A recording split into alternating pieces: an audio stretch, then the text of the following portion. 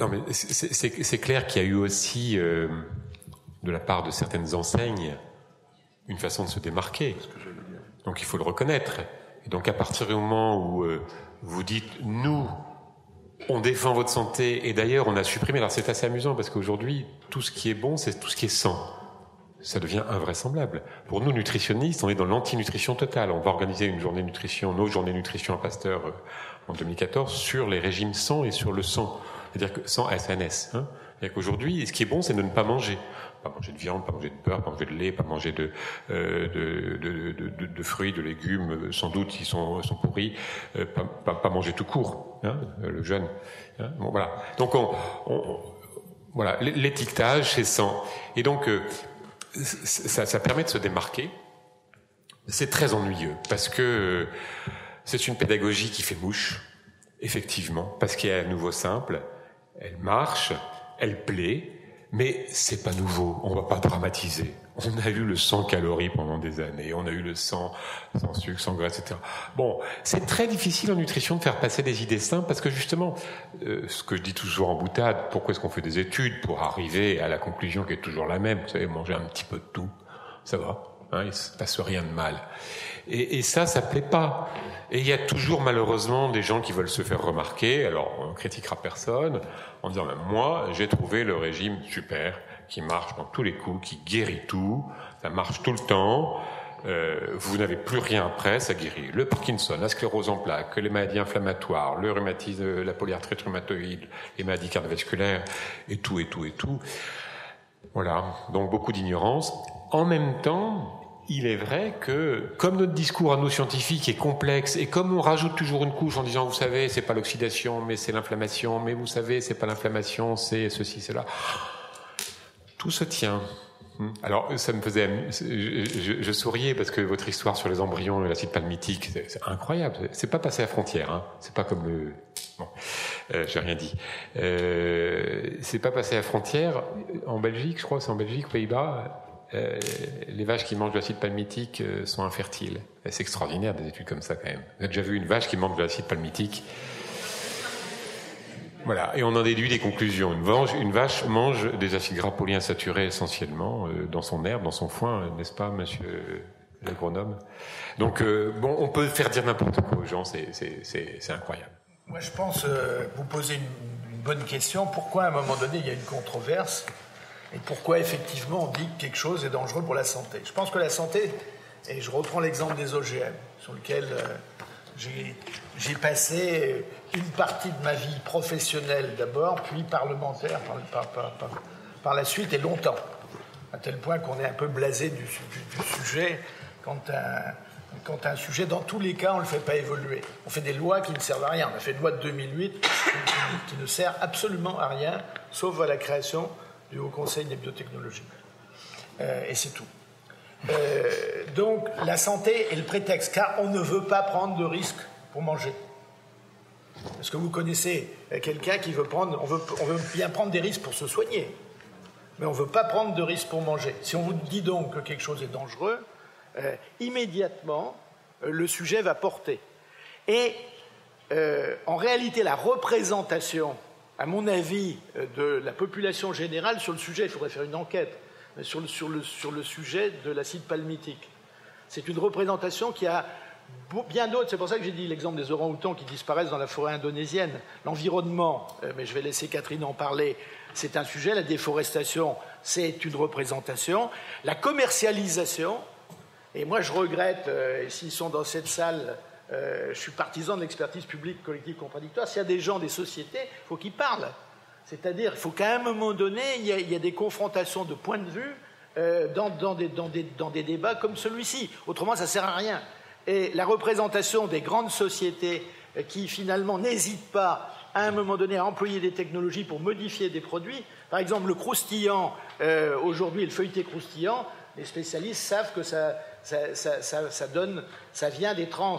Et que, effectivement, les acides gras trans, une fois qu'on les a hydrogénés, ça c'est le biochimiste qui reparle, une fois qu'on les a hydrogénés, eh bien, ils deviennent dangereux si jamais on en consomme de trop.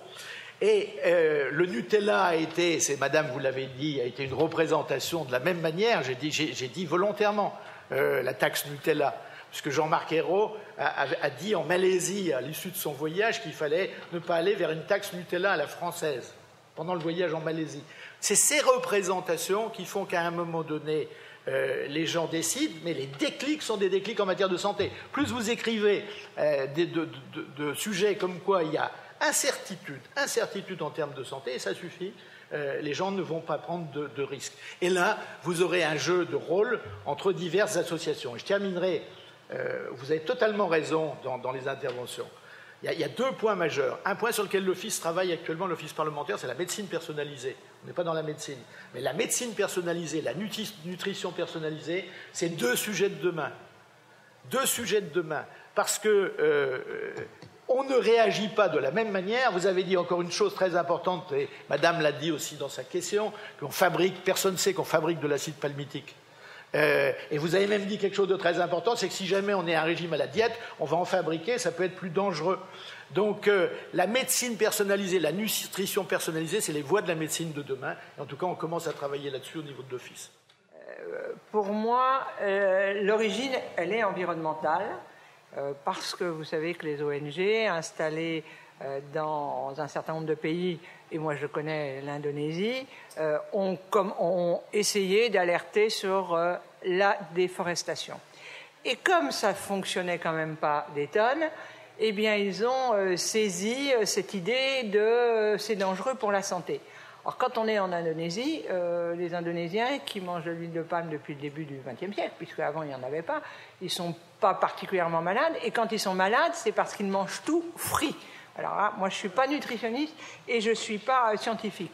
Je veux dire simplement quelques mots, parce que c'est à travers l'environnement que je me suis occupée de cette préoccupation. Déforestation, c'est vrai, il y en a eu une importante. Je vous parle d'Indonésie, je ne connais pas les autres pays. Mais cette déforestation, depuis en particulier 2007-2008, elle est arrêtée, et le gouvernement indonésien, qui est maintenant un gouvernement démocratique, a mis en place un certain nombre de règles, et les plantations doivent se faire uniquement sur des terres qui ont déjà été soit défrichées, soit qui sont dans un état épouvantable. Mais on continue à faire comme si on continuait à défricher.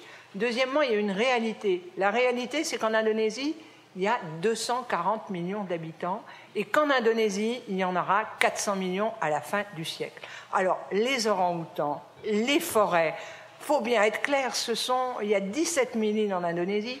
De toute façon, où voulez-vous que la population aille? Il y aura forcément déforestation. Quand je dis ça avec des écolos, je me fais huer. Mais oui, cette population, elle a le droit d'avoir de l'espace et elle a le droit de manger.